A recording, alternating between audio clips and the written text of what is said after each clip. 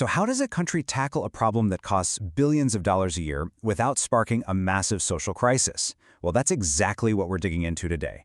We're looking at a really fascinating plan out of Bolivia that uses data and some clever tech to solve one of its biggest headaches: fuel subsidies. Here's how we're going to break it down. First, we'll look at the sheer size of the problem. Then, we'll get into the smart way they propose to split the subsidy.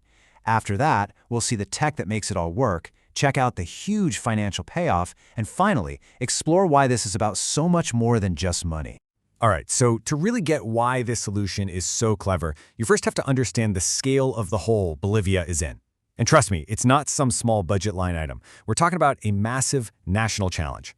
$3 billion. That's what Bolivia spends every single year keeping fuel cheap. Think about that.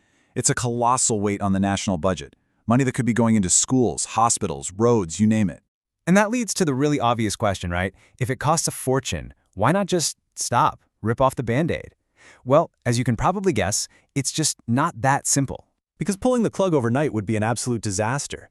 It would instantly jack up the cost of living for the poorest families. It would hurt essential businesses, like public transport. And an economic shock like that, it's a recipe for serious social unrest.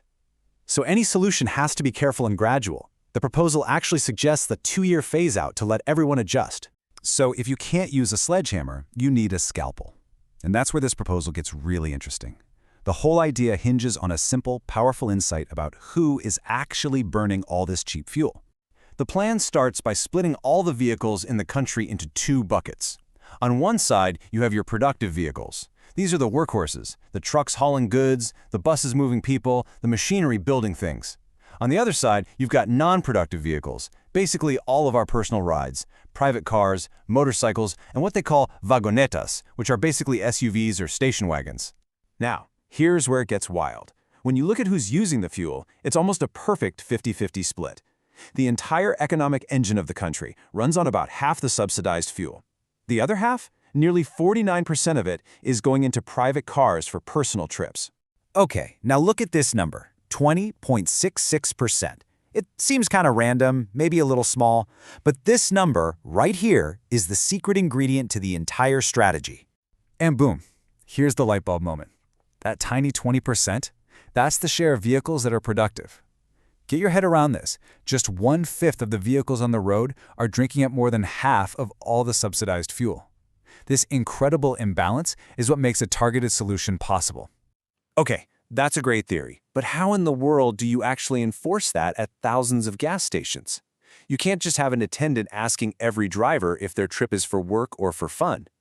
This is where a really cool piece of technology that Bolivia already has comes into play. It's a system called basa. The simplest way to think about it is like a digital watchdog for every drop of fuel in the country.